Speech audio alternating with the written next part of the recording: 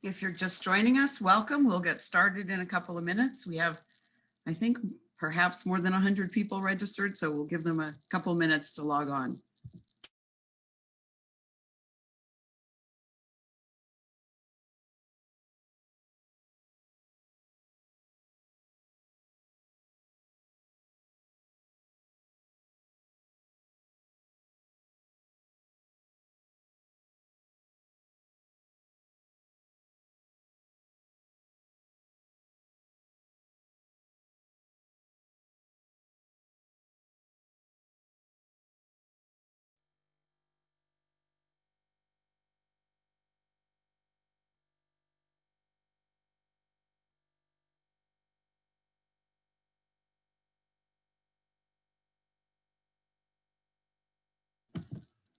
If you're just joining us, we're going to get started in a couple of minutes. Give people a couple of more minutes to log on.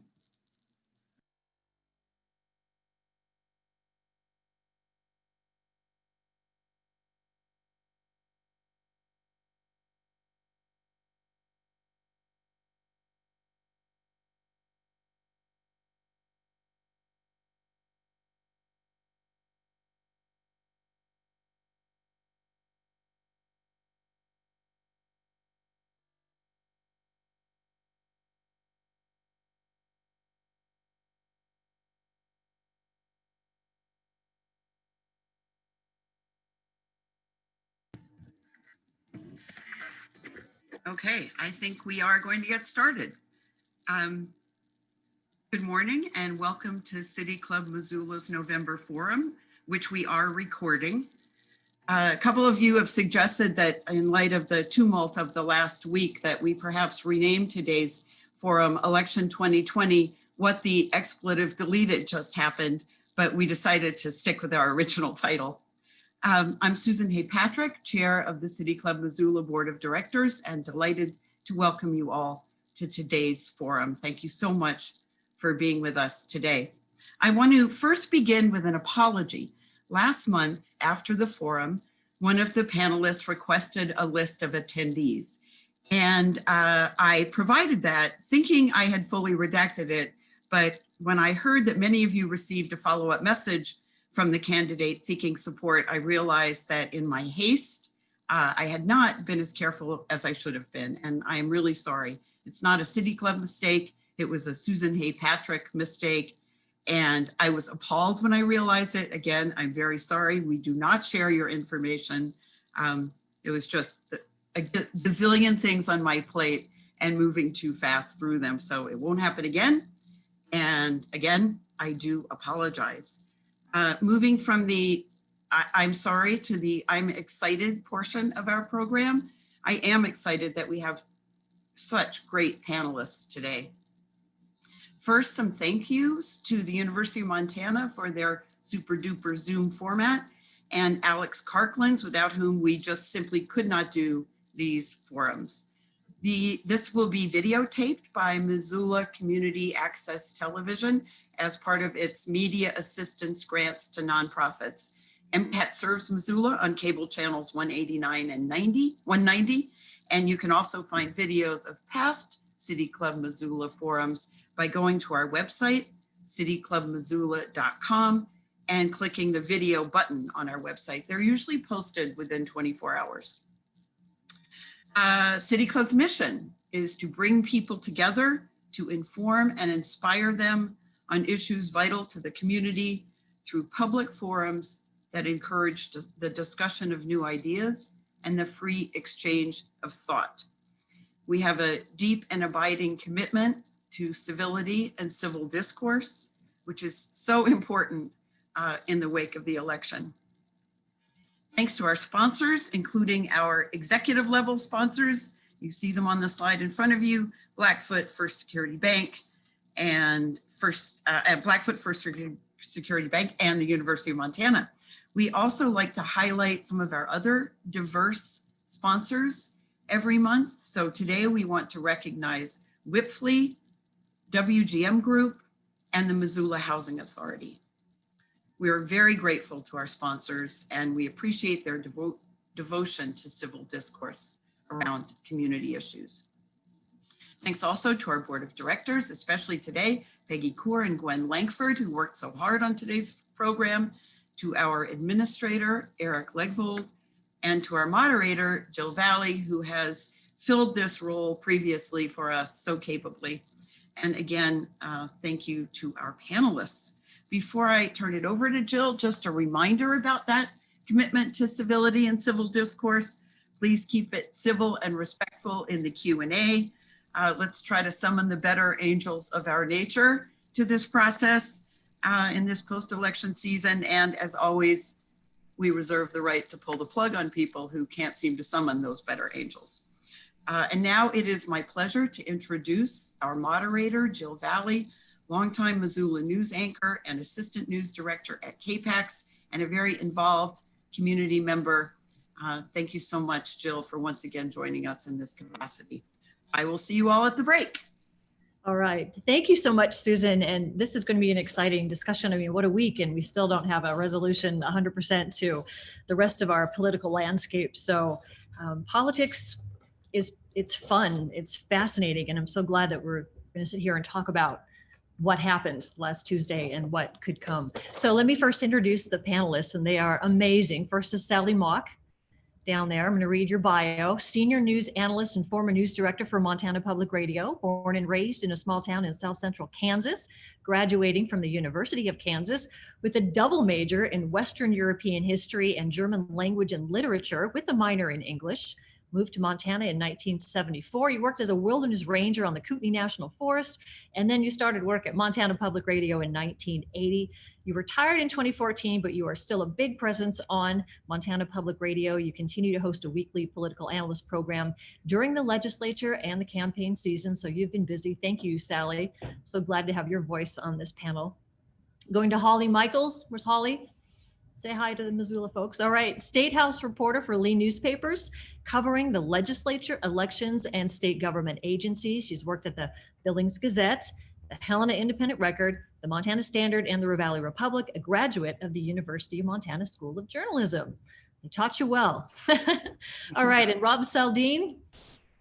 Give a wave, Rob. I'm going to make you wave. All right, you've taught at UM since 2008. You're the author or co-author of 3 books, including the recently released Never Trump, The Revolt of the Conservative Elites. Your work has also appeared in numerous scholarly journals, as well as general interest publications, including The Atlantic, The New York Times, The New Republic, and National Affairs. You have had appointments at Harvard, Johns Hopkins, UC Berkeley, and you hold a PhD from the University of Virginia. I am the least worthy person on this little conversation we're having, but I'm glad that you guys are here as we talk about this. So we know what happened in Montana. We went pretty red. And we, even at KPAX, anticipated a really late night with some races too close to call, but it turns out that didn't happen. It was decided before midnight. We thought that the Senate race might have gone into the early morning hours. The gubernatorial race was called one of the most competitive governor's races in the country, but it didn't take too long to see exactly what Montana voters were going for and what they accomplished. Let's start with Sally. What were voters saying on election night? I think they were saying that pollsters should look for another line of work. The polls were so wrong, and so were a lot of us analysts and pundits. But I think what happened is Republicans and Democrats turned out in full force, but there are more Republicans than Democrats in Montana. And so they carried the day. I think the surprise wasn't that they won, the surprise was by how much they won. And I think that has a lot to do with messaging. And I think Rob could speak to that pretty well. Rob. Yeah, well, great to be with you all. So, you know, I think I think Sally's right. Basically, none of the actual outcomes in terms of who won, who lost, none of those are really surprising. But Jill, as you said, I mean, we were expecting these to be way tighter, and nearly all of the polls suggested that they were going to be. There was one from Emerson that actually was relatively close to the mark, but it sure looked like an outlier when it popped up a few weeks ago. And you know, I think the story, I mean, there is a lot for pollsters to think about and to try to reassess moving forward. But one of the key dynamics in this election was that turnout was just through the roof. And so it appears as though one of the things that the pollsters struggled with was accurately getting a read on low propensity voters, people who were voting for the first time, people who were likely drawn out to support President Trump, and in many cases continued to vote for Republicans farther down the ballot. They didn't do a good job of tapping into that reservoir of support that Republicans have, and we saw that from the presidential race on down. We thought based on the polls that Trump was going to win by something like 6, 7, in that range, give or take. And he did a lot better than projected. He didn't quite do as well as he did 4 years ago when he won by 20, but he wasn't too far off that mark, won by 16 this year. And it was the same kind of story on down the line. In all but one of the statewide races, it was 10 points or more. I think, there are a number of things that you could point to, but, this was a nationalized election in which the Republican versus Democratic dynamic was very pervasive. That was something that Republicans tried to make this election about, and it looks like they were successful. Democrats, didn't want to tie themselves to national party leaders, wanted to have some distance there. But when you've got such a polarizing figure in Donald Trump at the very top of the ticket, I think it's kind of hard to get away from that nationalized environment. That in Montana, at least, really benefits Republicans. What do you think, Holly? I think Rob and Sally, as usual, are dead on. I think a couple of things, in covering these races from Republicans, like Rob said, almost all the messaging we heard from them was nationalizing the race. Looking back at the debates, if you remember how many times Bullock against Daines said, hey, you have to run against me, Senator, you're not running against Chuck Schumer or Nancy Pelosi. But clearly Daines was successful in making the race about what he wanted it to. And looking at all the flyers that came into our mailbox, it was all national. I mean, just one thing that was interesting to me that someone I interviewed after the election pointed out is, you had a really high turnout this year. And like Sally said, there's just more Republicans in Montana than Democrats. Did have a high turnout in 2018 too. And it was a little bit of a different race. And people were saying, Trump wasn't on the ticket in 18. So that's probably some of it who came out for that. And then also, I think Democrats have been talking a lot about successful candidates, and John Tester, someone I think we've heard a lot brought up after the election. So Tester, much different candidate than Bullock or Kathleen Williams, but just the differences between 18 and 22 really high turnout years. But one had one bright spot for Democrats, and this year there was just really nothing for Democrats up or down the ballot. Yeah, I think to follow up, Rob, the Trumpism is alive and well in Montana. I mean, that he won by 16 points this year is, I think, what surprised so many people, including me. And I think we underestimated the power the president still has over Republican voters in Montana. Yeah, for sure. And, this is something of a national story too. I mean, it wasn't just here in Montana, but yeah, absolutely. And, one thing moving forward, I guess it will be interesting to track. And, this campaign cycle actually has a little bit more to go. At least in Georgia, we've got these 2 Senate races coming up. But one of the intriguing questions about that is, will Trump voters still turn out for something like that? And moving forward, with Trump not appearing on the ticket, will he still have that kind of pull, both nationally and in Montana? And Holly, in the past, I've talked to national people about the fact that Montana would always vote the person, not the party, or not always, but often. And that didn't hold this time. They voted the party straight down the ticket. And the old saw of voting person, not party, just didn't hold up this year. What do you think contributed to that? Because Democrats thought and believed and still do that they had a great slate of candidates. Yeah, I mean, people much smarter than me can probably give a much better answer, but I do think it's nationalization of the races so much that it's just, if you identify as a Republican, you're so much more prone now to just vote R straight down the ballot. And if you look at the Tier B races, which I think are pretty low information races, it's hard for candidates to get their name out there with, just what we saw, the Senate race dominating airwaves, digital space, all that. Such dominant wins in those Tier B races. It just feels like if you were doing an R, you were doing that all the way down the ballot. I do think, I've talked to some people, Democrats do think that, maybe the candidates weren't what people were looking for this year, that you didn't have, I think we talked about this earlier, just sort of after this election, especially Democrats are sort of left looking at who's next to run, who's going to go for these seats. So maybe the pool of candidates wasn't what, someone like a John Tester, again, is just their own identity and really does, you vote for the person, they're not the party. So I don't know. I mean, I do feel it gets a lot of just nationalizing these races, and that's what people are picking up on more than local issues, reading local coverage. They're just more tuned into cable news, that sort of thing. And Rob, a lot of people, I think, looked at Tester's win in 2018 and Bullock's win in 2016 and extrapolated too much maybe from those wins about how strong the Democratic Party is in Montana.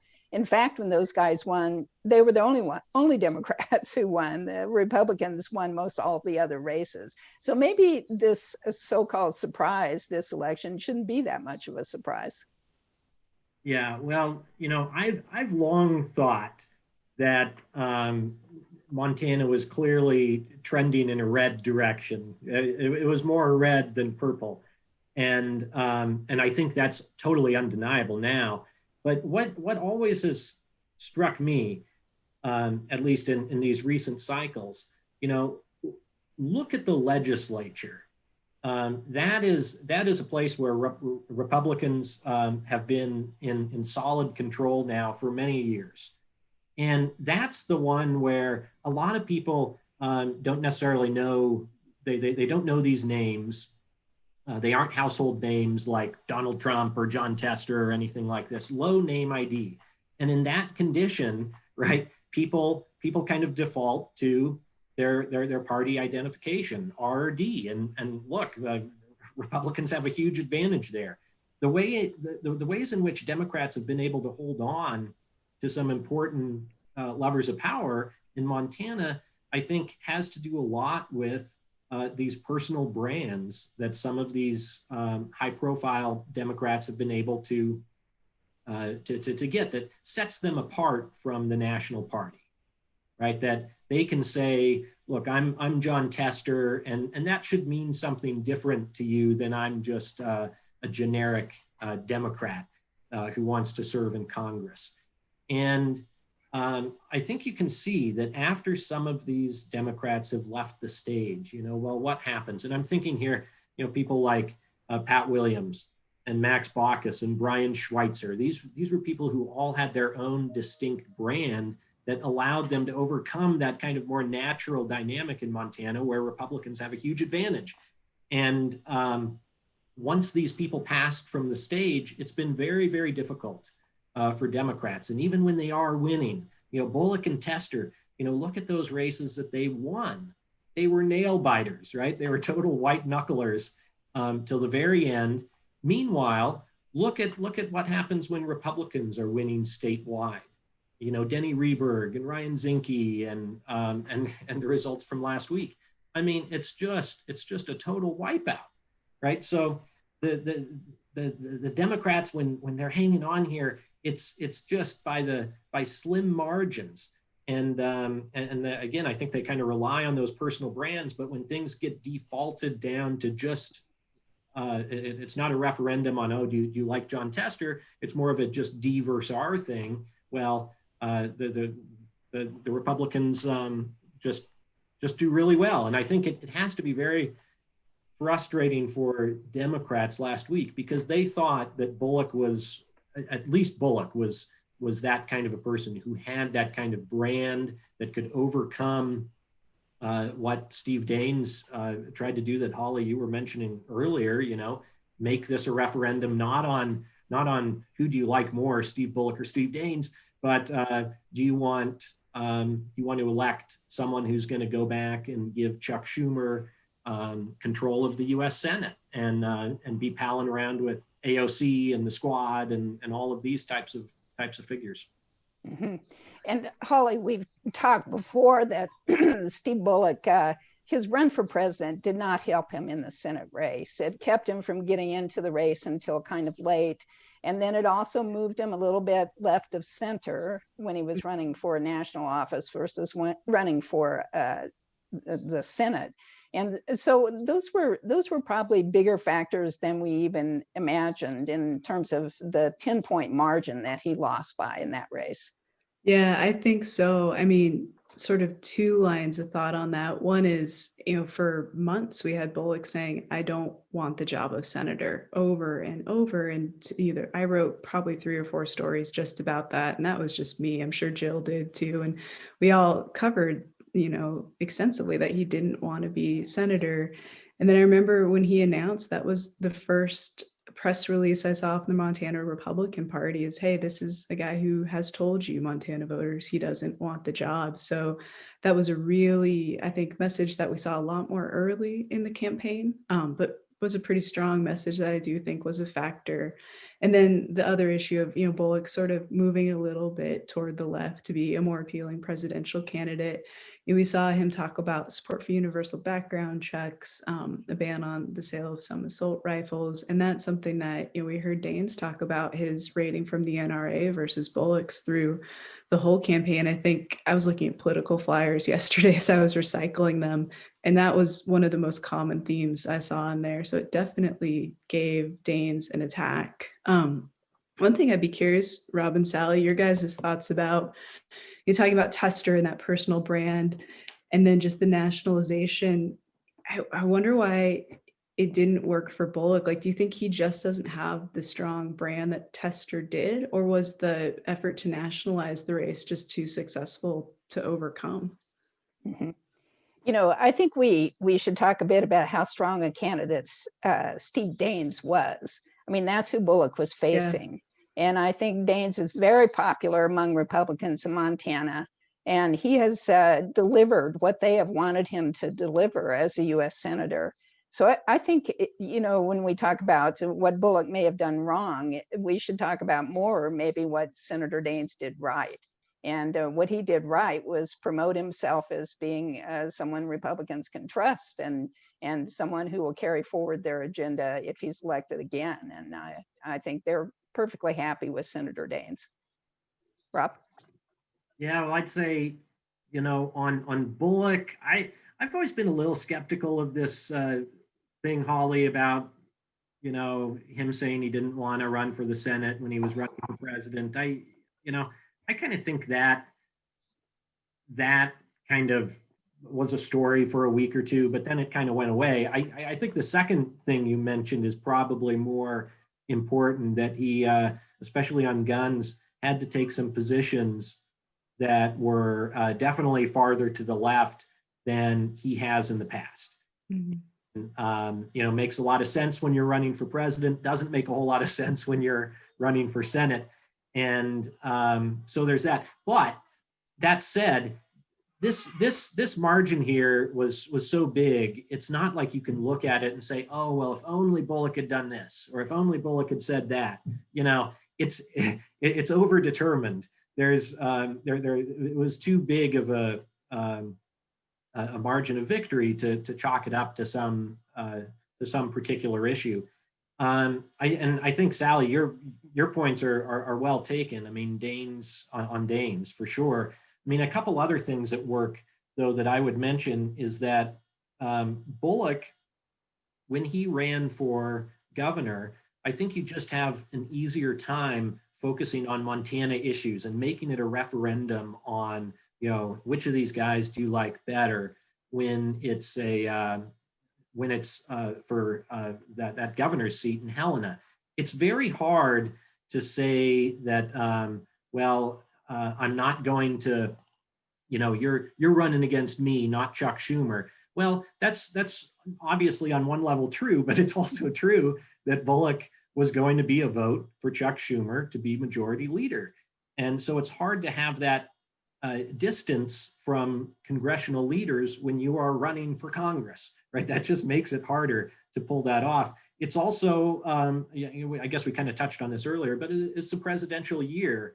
And, when everything is so nationalized and polarized, it's hard to pull that off with Donald Trump at the top of the ticket. Mhm. All right. So what do Democrats do now? I mean, I know a lot of them worked really, really hard for their candidates, and it did not go their way at all. Now what? What is the Montana Democratic Party supposed to do next if they want to start gaining on the GOP? I think the party is having a major internal discussion. I think moderates versus progressives are having a big discussion, and I think the party really needs to decide what its future emphasis is going to be. And I think they're going to spend a lot of time working on that. And I think one thing I would take away if I was a Democrat looking at the results of this election is that these were not just Republicans elected, these were conservative Republicans elected. And I think if I'm a Democrat and I'm thinking, well, maybe the party should have a more progressive message in Montana, I might reconsider that given the nature of the Republican victory. Holly, what do you think?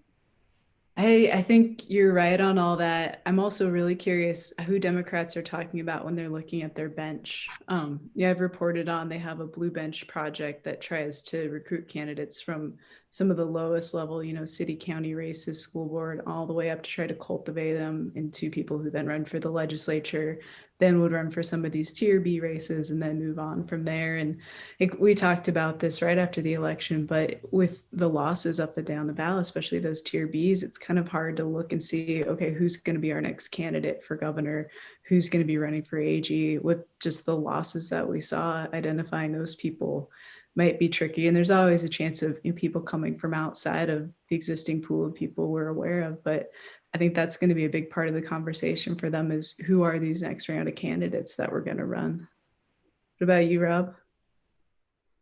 Yeah, I mean, it's a very tough situation for Democrats. And it's one of these things that can kind of spiral out of control pretty easily because all of the rising stars in the Democratic Party just got wiped out last week.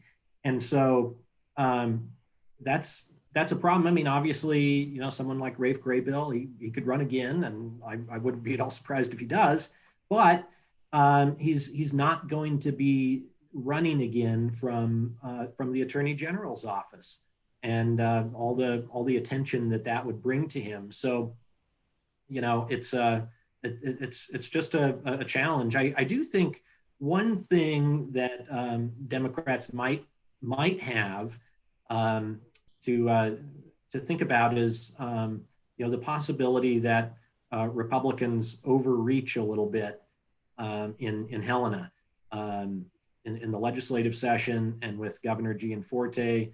Sally is absolutely right. This wasn't just a win for Republicans. It was a win for the conservative wing of the Republican Party. And they have total control now in Helena. That's a situation we haven't seen in basically a generation. So that's a major shift from divided government to unified control. The conservatives will have the upper hand. That is a fantastic situation for those conservatives who want to get their agenda passed. But there's a political angle too that they could. A lot of times in these situations, you read a little bit more into your mandate than the voters actually meant to communicate. So there's a potential for something of a backlash if Republicans in Helena go too far. And that's the kind of thing that could create some openings for Democrats. But, you know, again, aside from Tester, it's not clear who's going to have the ability to step forward and speak on behalf of Democrats in a way that kind of unifies the party and that people will look on as a leader of the party, right? Obviously, the Democrats will elect their leadership in the House and the Senate, but it's sometimes hard for those people to break out in a way that obviously the governor can. But still, that if Democrats were maybe searching for something to be optimistic about, it might be that a la Sally's home state of Kansas or Wisconsin, that the Republicans move too far, and that can create some opportunities down the road.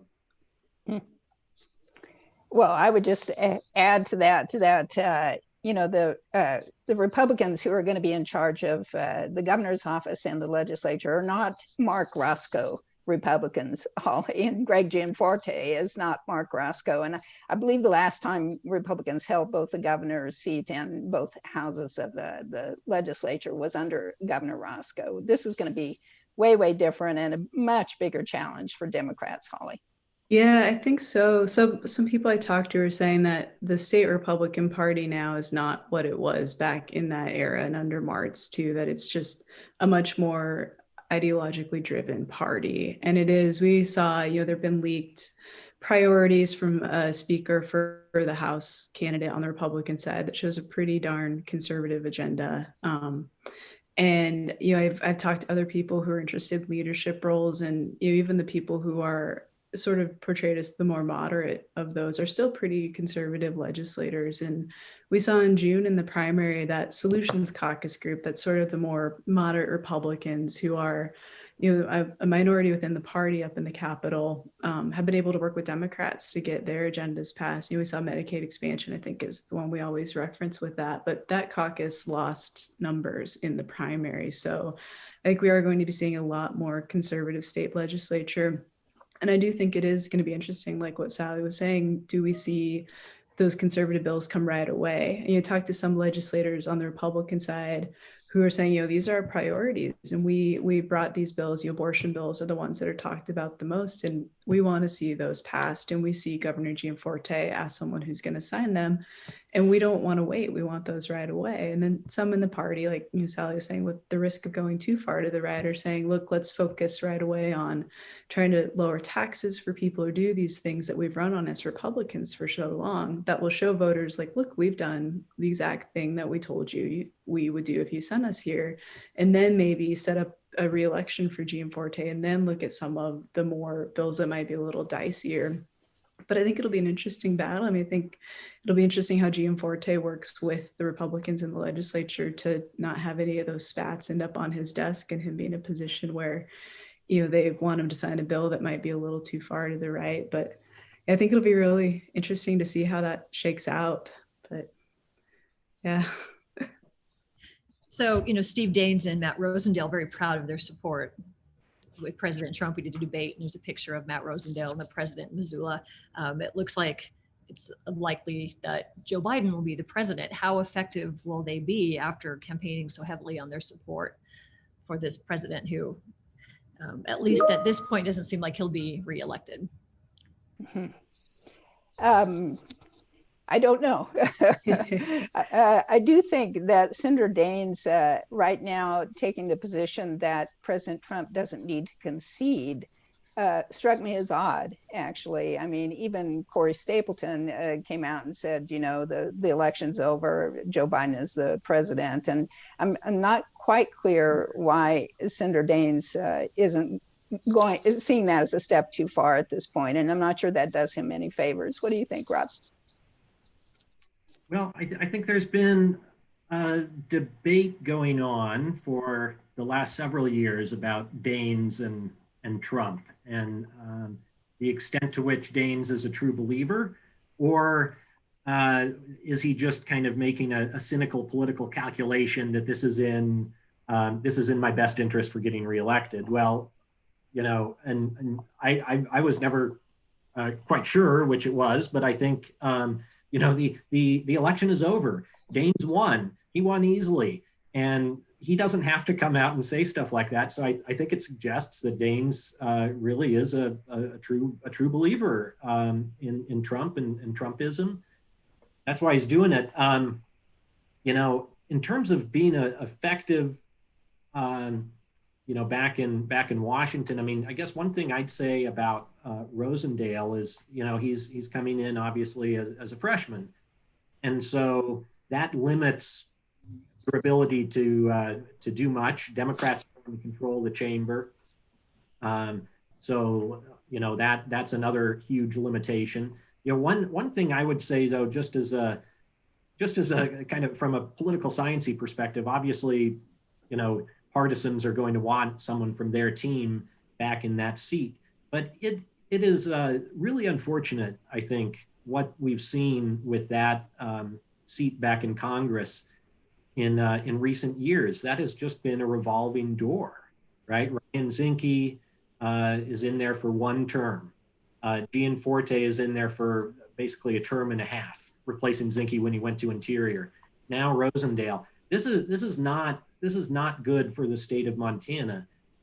What would be much better is to have somebody who was committed to that office in the way that Pat Williams was back in the day, or even to a somewhat lesser extent, Denny Reberg, right? Somebody who hangs around back there long enough to get into some positions of power on committees, especially, right? You can't do that if you're just back there for one or two sessions and see that as like a stepping stone to whatever the greener pasture is. Yeah, just one thing I would add to that is I was writing the story about Daines and his reaction to the election outcome. And as I was filing my story on Saturday, I got a news alert on my phone that said, hey, it's still, you know, Trump might be out of office, but it still is Trump's Republican Party. And I think that with Daines, just, you know, I think he's identifying, like, look at how big Trump's margins were in Montana. And so, yeah, I think it's it surprised me too, Sally, to see that on Saturday. But thinking about it, I mean, it sort of just looking at the margin Trump had here, it kind of makes sense for Daines to be doing that. But I'm curious just how that shakes out now. Mm-hmm. And of course, we still don't know who's going to be in charge of the Senate. There are still a couple of Senate races that could tip the majority to Democrats or keep it in Republican hands. So that will make a big difference in how effective Senator Daines will be as well, of course. We're going to get to some audience questions in a minute, but you know, as political scientists and scholars of this, it is such a hostile, uncomfortable time out there, I feel, in America. You got this group and you got this group, and it's just seems really unhealthy as a country. Is it, or is this the way it's supposed to be, or will cooler heads prevail and we understand politics isn't permanent? You may have somebody in the White House now, they're not going to be there forever. We're all going to be okay. It sure doesn't feel like that based on social media contacts and just phone calls we get to the station. What is the temperature of America going to be by the time this is all said and done, you think? Mm-hmm. Well, I share your concern, Jill. I think it's the most polarized time in my lifetime for sure. And I think politics has become ugly. And I think that's true whether you're talking about national politics or even Montana politics, actually. I think attacks have become more personal, and the emotional input is usually pretty unconstructive. I think, you know, if someone wanted to emerge as an effective leader in Montana, I think it would be someone who could tone all that down successfully. And I have no idea how they would do that, but boy, would that be a welcome change, right? Mm-hmm. Rob, any thoughts? I just say, you know, I think we can get overly nostalgic about how good things were in the past, and Tip O'Neill and Ronald Reagan would duke it out during the day, but then have a drink at night, and some of these things. I mean, the reality is we've always had rancor around politics. And you know, the Civil War, that was a pretty polarizing time.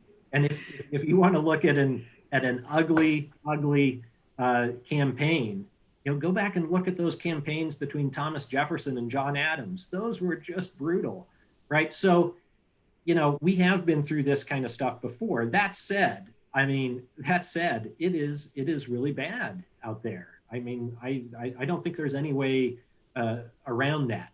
So even if you acknowledge that politics is politics, and you're going to have disagreements, you're going to have all of that kind of stuff. I mean, it's still reasonable to say that that things are not in a good place right now.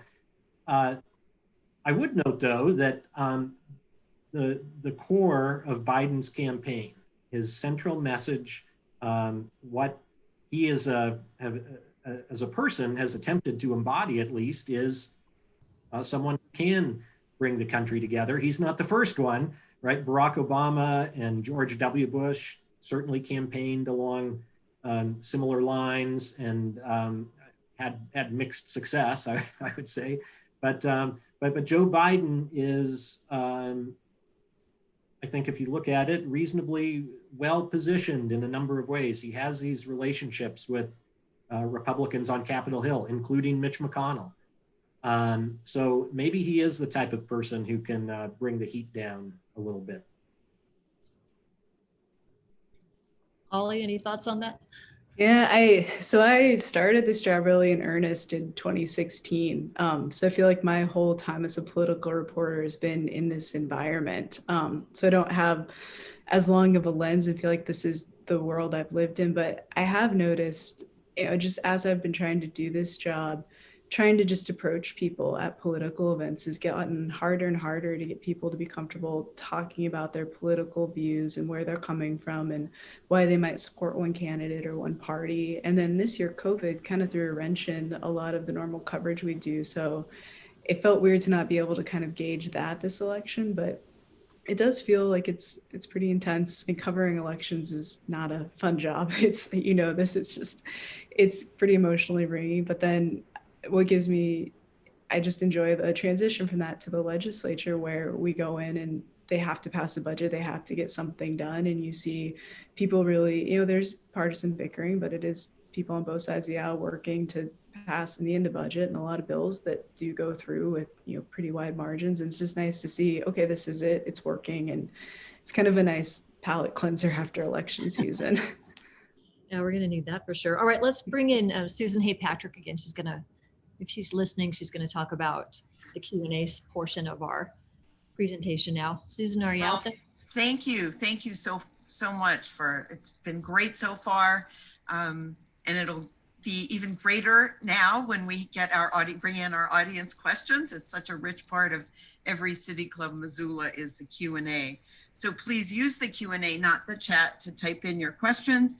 And just as you would do if you were with us at the DoubleTree in person, please identify yourselves. Please, we really appreciate it if you can just introduce yourself, say your name.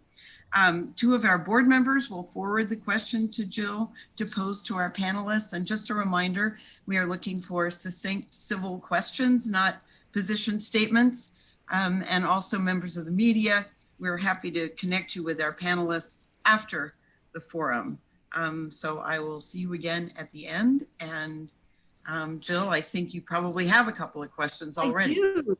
Yeah, and thanks to the 80 people who are watching. That's awesome. Okay, this one is from Hatton, and she is asked, she's curious about the panelists' thoughts on the Lincoln Project messaging and values and how those might connect with Republicans in Montana. I don't know if you saw that ad by Sully, the pilot from the Hudson. I don't know if you saw his ad, but it was pretty intense and it was pretty against the president.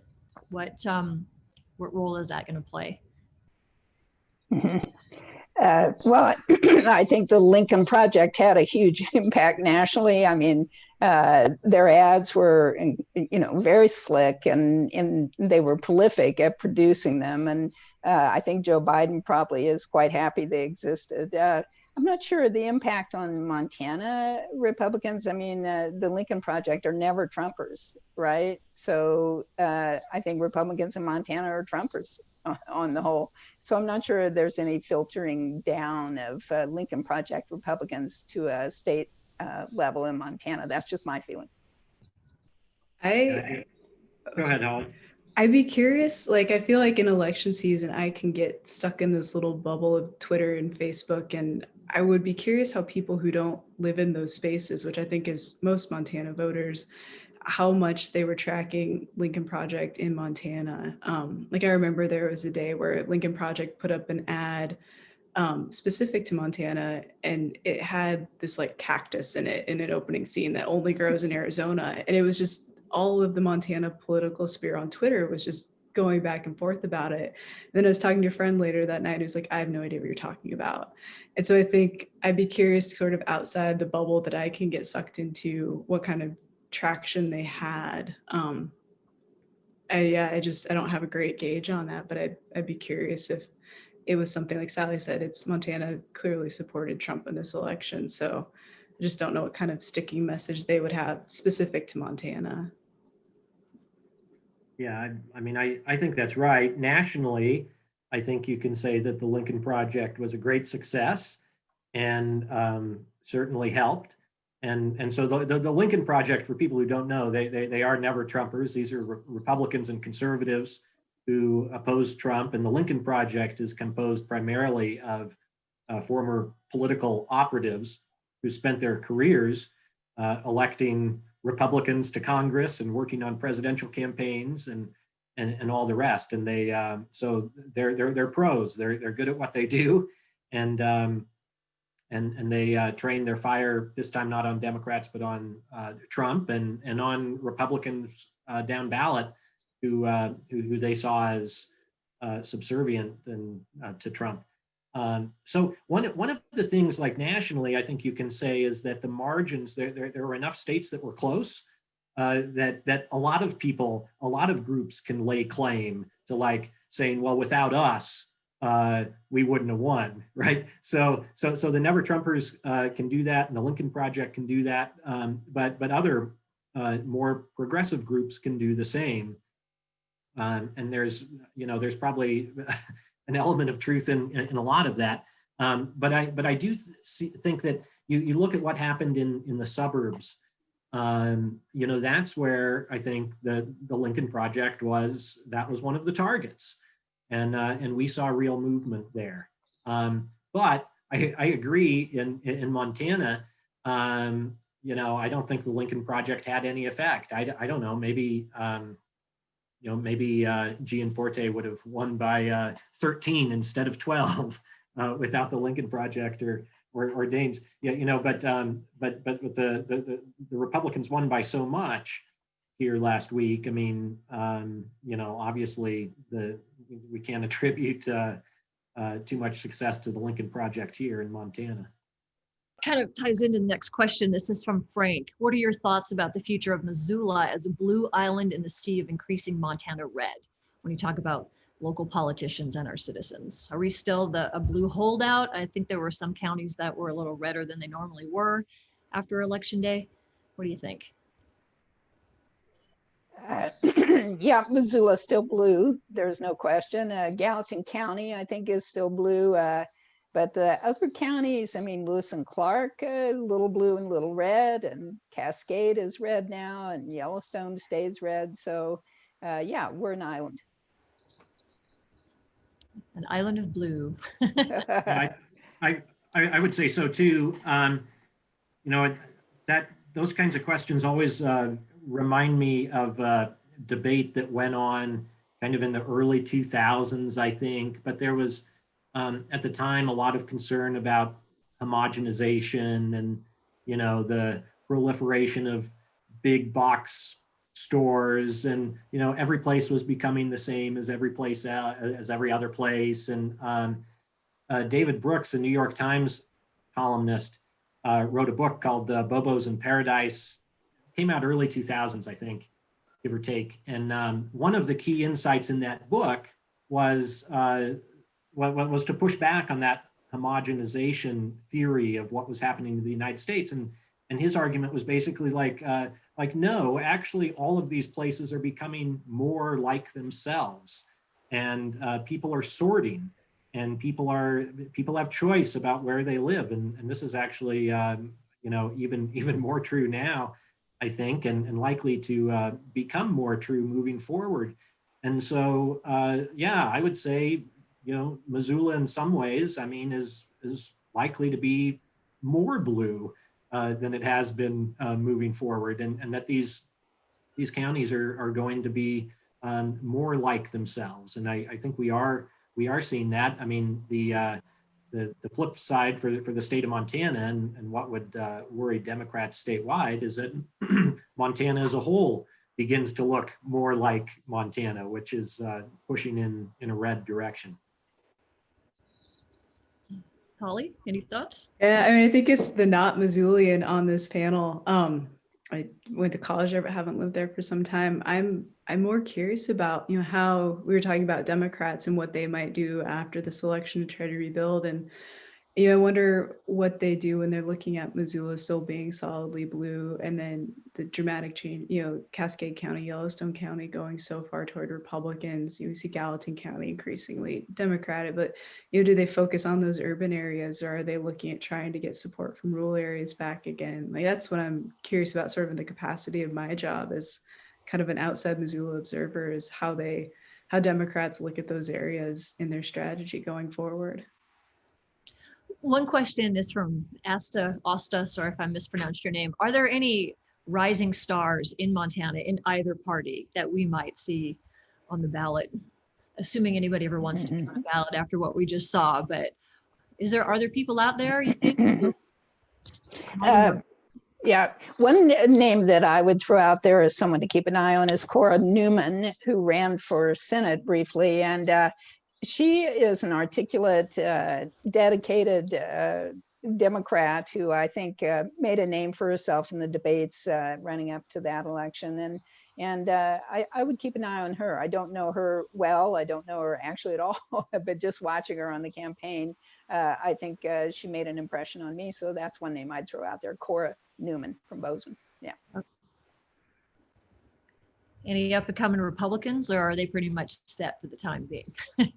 I mean, I'd watch Austin Knudsen, who just won the Attorney General race. I'm sure that's not the last office he'll be running for in Montana. And I think, like we were talking about, they've got a good bench now with all of those candidates in the tier Bs. So a fair number of them will be, I think, around for time to come. All right, here's a question from Virginia. Jenny, there's a large group of people in our country who seem not to trust media. What? News to me, kidding. What do media organizations need to do to overcome that? Like, how can that be fixed? How did this impression happen? How are we going to do this? I actually had a conversation with Gwen Florio, the former editor of the Missoulian, about this. And her point was, and I think it's well taken, is we need to explain better what we do and why we do it and how we do it. I think it's couched in too much mystery to the general public right now. And I think people see the media as this sort of big conglomerate of like-minded conspiracy, corporate whatever, and we need to educate the public better about that. I'm not sure that's enough to overcome what has become such almost a really sad game right now of talking about the fake news and so on. But it's up to us to do something about it, and I think we have to continue to be to adhere to traditional journalism ethics, and to emphasize that, and to call each other out if we don't do that, and to call ourselves out if we don't do that, and do mea culpas and do better. But it's a long haul. I mean, there's been a huge erosion, and I'm sure, Jill, you feel as I do that this is one of the saddest truths of our era right now, is the distrust of journalism, because I think it's, the cliche democracy dies in darkness is absolutely true. What about you, Holly? One thing that's always struck me in these debates about the media, which I'm as interested and concerned about as anyone else. But whether we have the right kind of frame of reference for thinking about the history of this. I mean, Sally, you just referenced traditional journalism and the kind of ideals and outlooks that go along with that. And that's definitely true if you set your gaze back to, the 40s or the 50s or something like that. But if you go back farther, you actually see a press that was extremely partisan and made no efforts to hide that. Newspapers were linked up directly to political parties. That was kind of their purpose for being. And so one thing I wonder about is not whether we're seeing something totally new come out, but rather we're seeing kind of a return to what was the norm prior to the rise of the norm of objectivity and all of that. And so, I wouldn't necessarily look forward to this type of scenario playing out, but it does seem like one scenario is that, to be overly simplistic about it, kind of the Fox News versus MSNBC model, if that continues to be kind of a driving force in our media landscape, if we don't look back on the several decades in which we had this norm of objectivity and the ethics around that as that being the anomaly rather than the place where we should take our bearings. Holly? Yeah, this is what I could talk about for an hour or so, probably. There's a lot. And I think Rob and Sally are both right. Especially Rob, like with the history of the papers in Montana, especially, like there was not a lot of just what we would consider reporting, like, just the history of Copper Chorus and all of that. So I think that idea of what the papers were, and then when we came to this standard of objectivity that we strive for now, it's fairly recent in the arc of what newspaper reporting is. But I think what I wonder about so much is how local news gains a hold on viewership and readership. I think that, not to say that the coverage something like a New York Times or Washington Post does isn't above par and isn't what we should be striving for, but they just cover things so much differently. And especially what I do compared to cable news. And I think that we would be much better served if we could get people to pay more attention to what local news is doing, what we're working on, what we're looking at.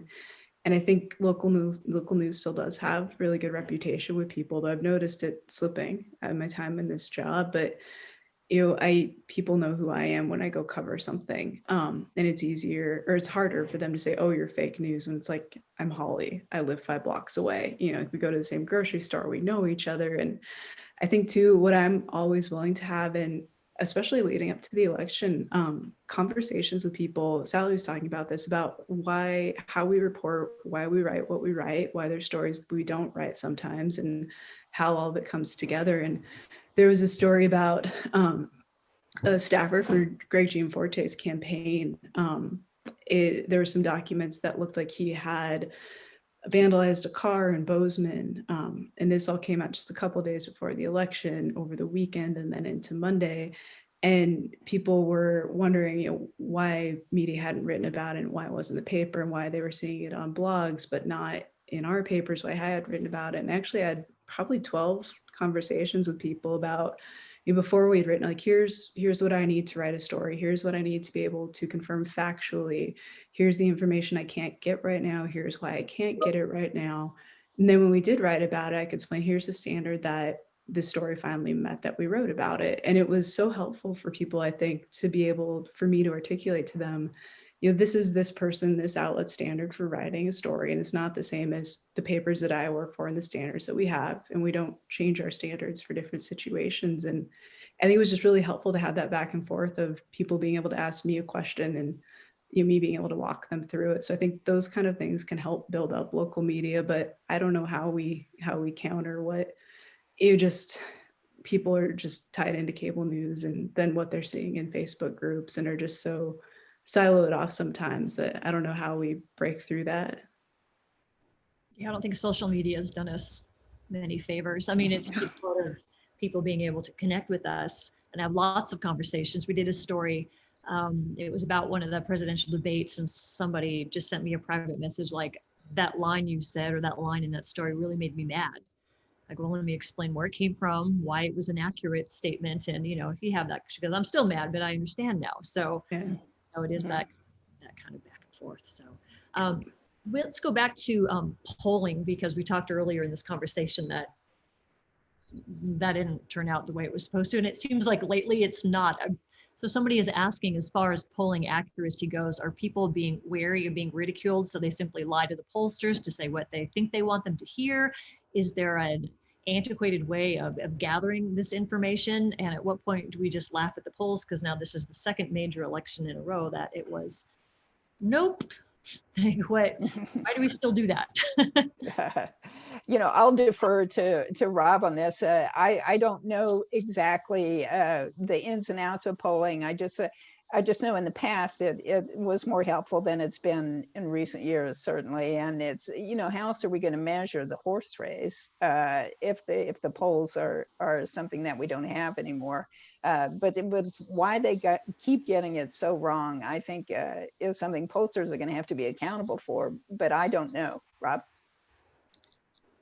Well, probably a number of things going on.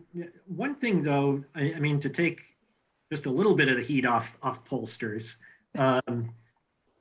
polling has just become a lot harder. The gold standard for polling are telephone calls, right, where you have an actual person calling another person and asking them questions. Well, one of the things that's happened, we all have smartphones now, and those come with a built-in caller ID feature. So, I don't know about you, but if I don't recognize a number that pops up on my phone, I'm usually not answering that call. And so people are able to screen things out now in a way that they weren't before. There's also been this big rise in spam phone calls, which is only like fed into the propensity for people to just not pick up their phone if they don't recognize who's calling them. So, what that means for polling is that now if you're a pollster, you make 100 phone calls, you might only get 2 or 3 people to actually respond to your poll. Right, so that's just a big problem. There are other ways of doing polling. There are text polls and internet polls. They all kind of have their pluses and minuses. But polling is very expensive. To do the actual old school phone calls, it's very expensive, and response rates are very bad, very low. And so then you get into this business of having to weight everything. But there's just a fundamental problem in polling. The whole concept behind polling is that everyone has an equal chance of being selected or of being included in the poll. Well, it's a problem for the purposes of polling if those very few people who respond to the poll differ from everyone else in some important ways. So a kind of just classic example of this is well, there are political differences between, say, a single mother who is working 2 jobs and has 3 little kids at home, right? This is a busy person who's going to be probably less likely to take the time to respond to a poll than a retired 75-year-old with a lot of time on their hands, right? Well, those differences are politically meaningful. And so, that's just a fundamental problem of polling, and one that's becoming more so. The other thing there was a lot of talk about before this election was the so-called shy Trump voter. And it sure looks to me like there was something to that. And this is not entirely new, but this is basically the idea that Trump voters weren't willing to tell people that they actually support Trump. And there's a lot of this in polling history. There was a famous race in Virginia, Doug Wilder, who I believe was the first Black governor, I believe, anywhere in the United States, in any event, in Virginia. But there was huge polling error there because basically the pollsters would call people up and say, oh, are you a Democrat or Republican? And people would say, oh, I'm a Democrat. Then several questions later, well, who are you going to vote for governor, right? Wilder was a Democrat, so people had already self-identified as a Democrat, and then they either felt pressure to say that they were going to vote for Wilder because they'd be perceived as a racist or something. So Wilder, according to the polls, was supposed to win by a ton, and he ended up winning, but it was razor thin. So these are just issues that are a constant challenge for pollsters. And then the last thing I'd point to is just identifying who's a likely voter. It seems like there was a significant fail on that front for the pollsters, right? An inability to, essentially they screened out a bunch of people who cast ballots, right? And when you have a huge turnout election like we had, this is a challenge. But yeah, pollsters clearly missed a lot of, I think earlier I referred to them as low propensity voters, people who usually don't vote, right? Well, if you're a pollster, you're trying to figure out who's going to vote. So so they have all these screens about that, but a lot of people showed up who the pollsters thought would stay home. One final note, we probably spend too much time looking at the polls, and the polls tell us something, but there are certainly other things going on, at least in most campaigns, issues and policy and things like this. And we should probably think about spending a little bit less time on polls and a little bit more time on some of those more substantive differences between the candidates. Yeah, we all just want to know the future. So that we look at the poll, crystal ball.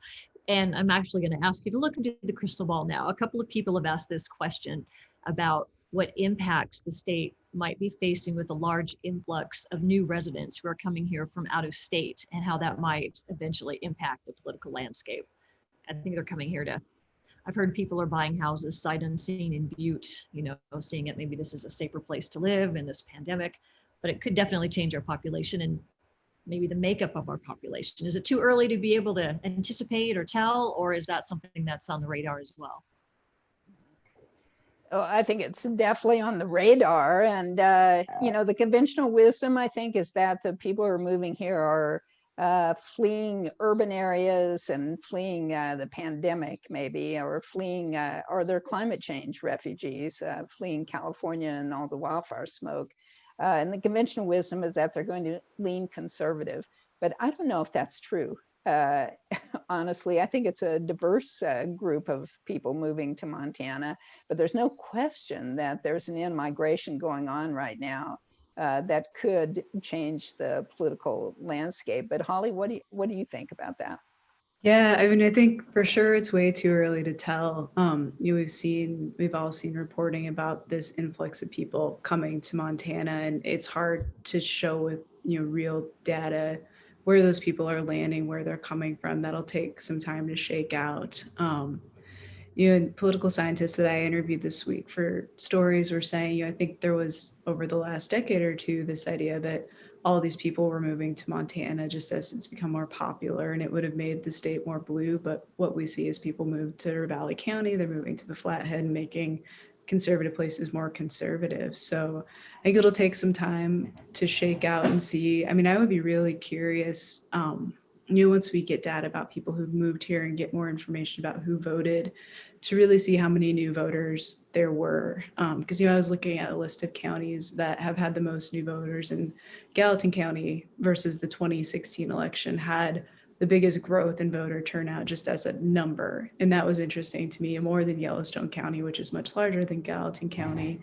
And we talk about Bozeman being the fastest growing place in the state. But I would be curious how many of those people are just people who've lived in Bozeman for a couple years or many years and just decided to vote this year and hadn't before. And I would like there to be more data to really know who the new voters were this year, because I think I think people see a lot of people moving to Montana. We hear about it, but I think there might be a tendency to overinflate how many people have come here during COVID and how much they've changed Montana, if they're even voting here or not yet. So I'd like to see more information to be able to report on that and talk about it as we go forward, because it's not something to overlook for sure, but I just wonder how much of a role it played in this election.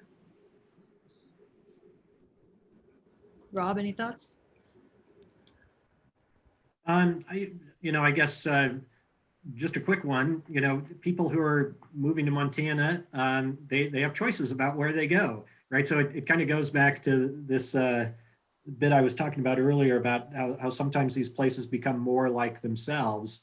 And, I suspect that people who choose to move to Ravalli County are different in some meaningful ways than people who are choosing to move to Missoula.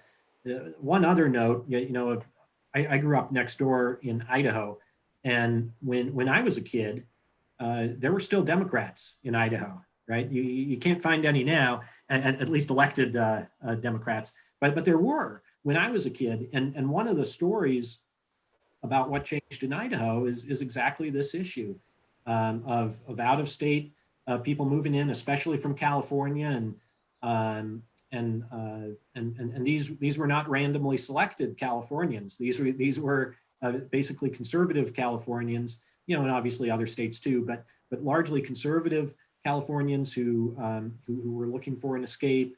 Many of them moved to Boise and to North Idaho. Really changed the complexion of those areas in a way that worked to the benefit of Republicans. So I agree with Sally and Holly.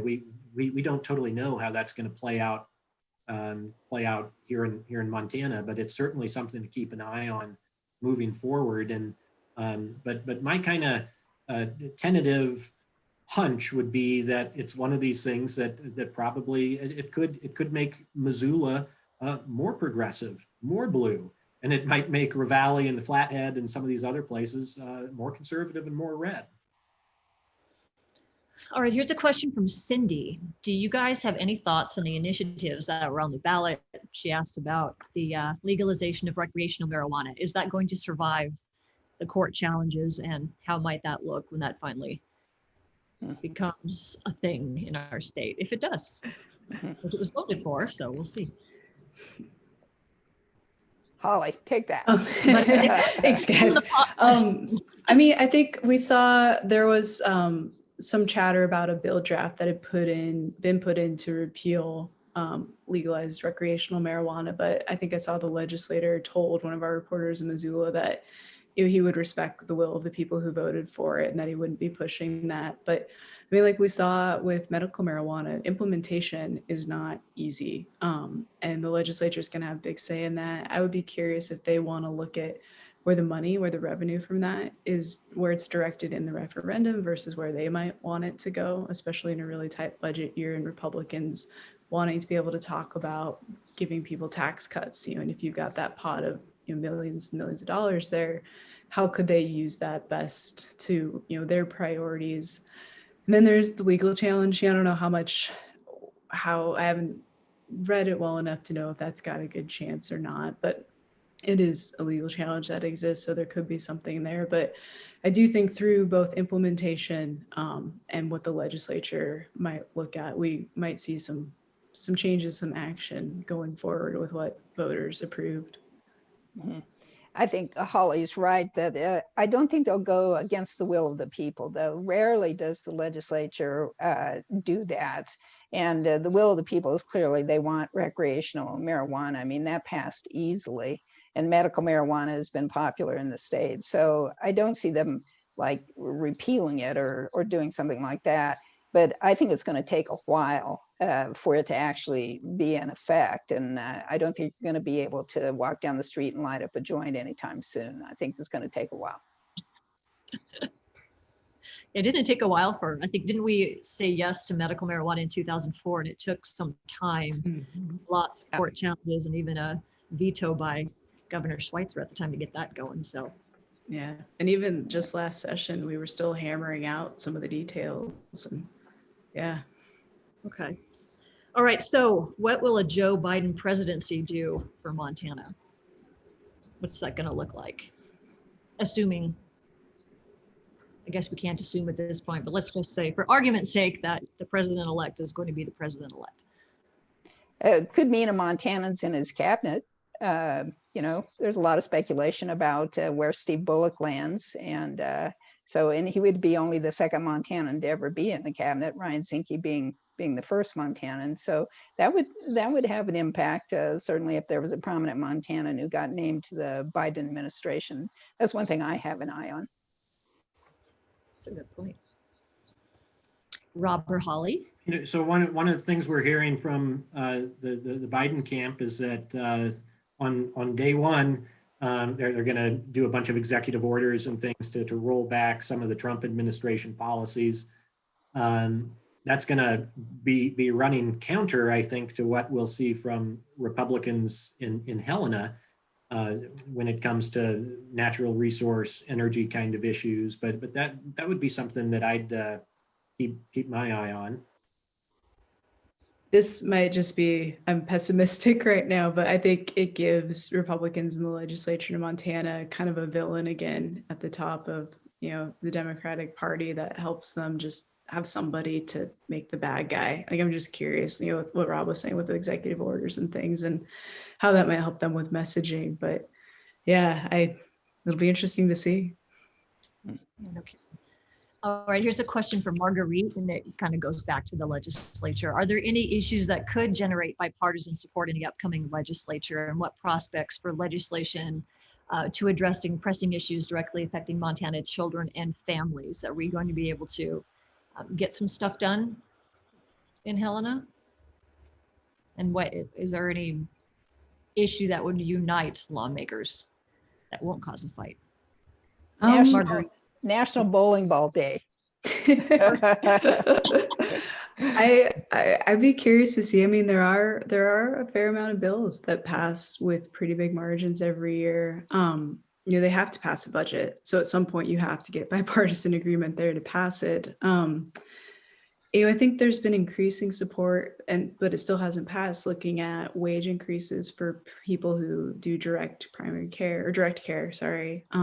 Infrastructure had a big win last session, and you know, those bills always, you know, they get a little bit of back and forth, but I think, you know, investing in those communities around Montana, as long as bonding isn't a part of it, are always pretty popular. But I think we sort of squared that away with the last session. Yeah, I'd be curious to see. I mean, I think there are going to be a lot of high profile battles, and it will be, you know, places, I do think they'll find places where they can work on some things together, but yeah, it'll be an interesting, just different landscape. But I do think there's some, you know, just issues that they can find agreement on that will get there. I think access to public lands hopefully is one that we've heard both parties say they want to work on. So we'll see there, but yeah, it'll be an interesting session. So it wasn't a popularity contest. Obviously, these are people that Montanans basically hired to do a job for them.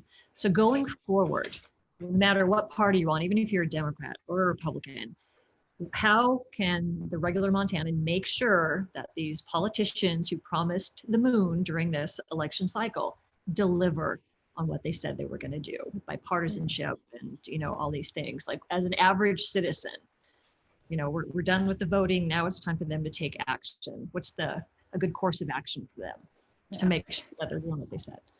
That is, that's such a great question. I love that question because it does require that people, number one, pay attention to what the legislature is doing. And you can do that so much more easily now in this era of technology and Zoom and all the media that is available to the average citizen, that it's really not that hard to track what they're doing.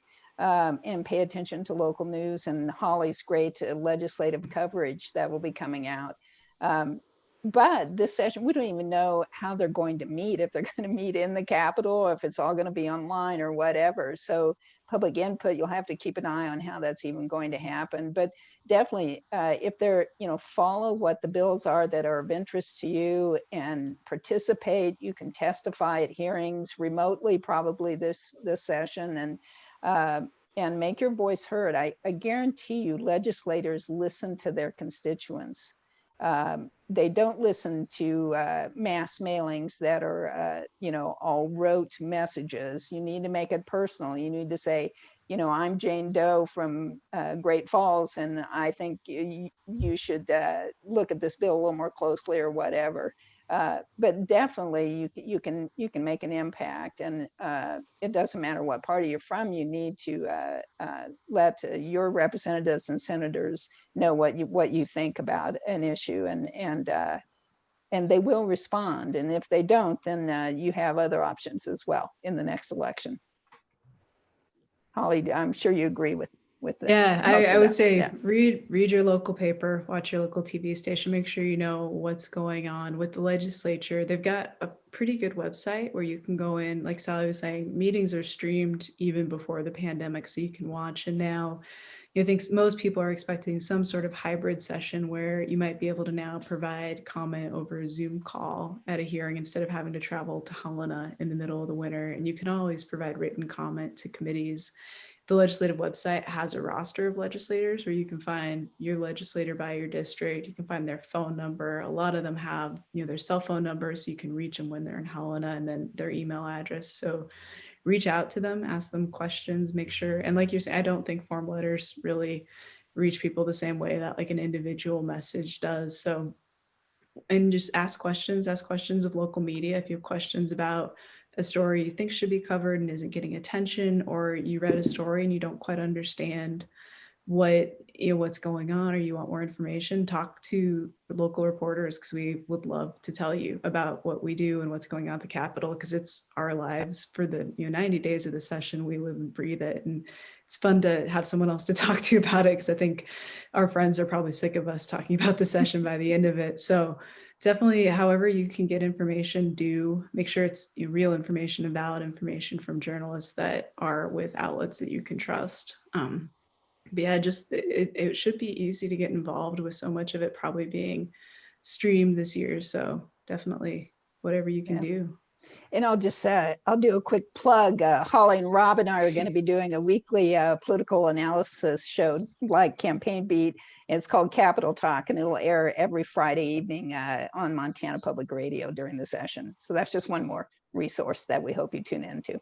No, that's good. And I think, you're right about having, I've been able to email both Senator Daines and Senator Tester before and got, responses right away. And granted, I'm in the media too, but I know that they're always, if I'm asking, I'll say, hey, I'm asking this on behalf of a viewer who had a question about this. Where's their stimulus money? And like, oh, okay.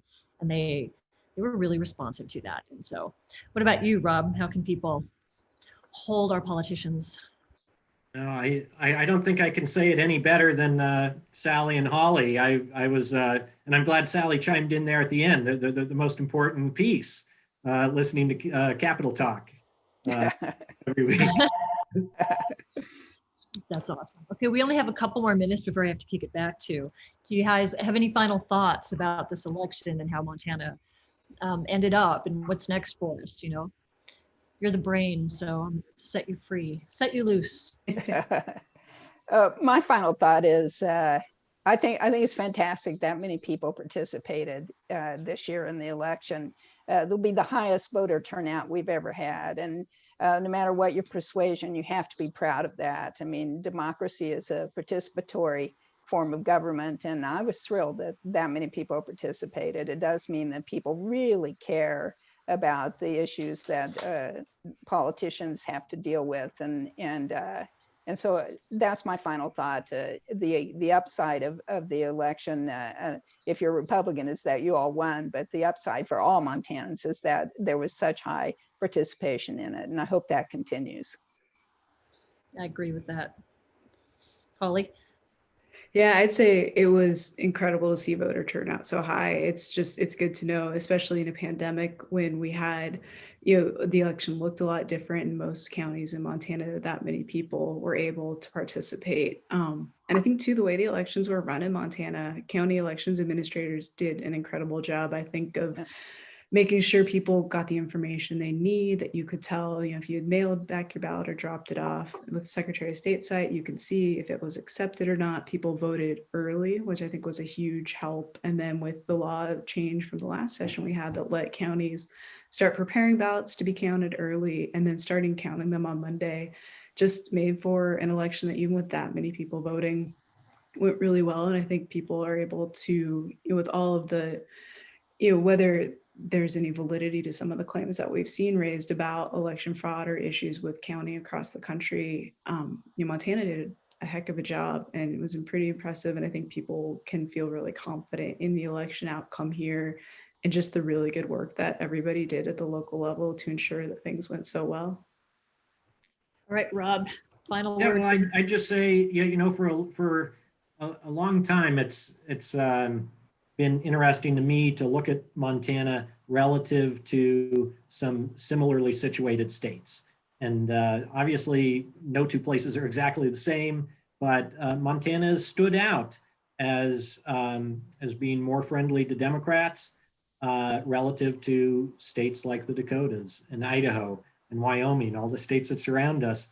I think we got an indication on Tuesday that at least for this particular election, Montana looks a lot more similar to those surrounding states. And so I think moving forward, it'll be very interesting to see whether this year there was a particular set of circumstances that made this an anomaly from the general trend that we've been witnessing politically in Montana, or whether this is a sign that Montana is starting on a more permanent basis to look more like the similarly situated states that surround us. All right, Rod. Thank you guys so much. Let's bring in Susan to wrap things up. Thank you to Thank all you the. all so much. Thank you, Jill, for another skillful moderating session. Thank you, Holly, Rob, and Sally, for your insights and wisdom. I know there's no perfect wisdom in the wake of an election, but I think you helped make us all a little bit wiser. And we are grateful for that. And thank you, audience, for excellent questions. Thank you again to our sponsors, especially the University of Montana, Blackfoot, and First Security Bank.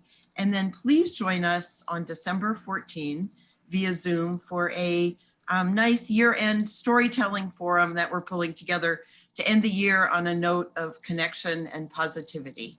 So with that, thank you all. Have a great rest of your day.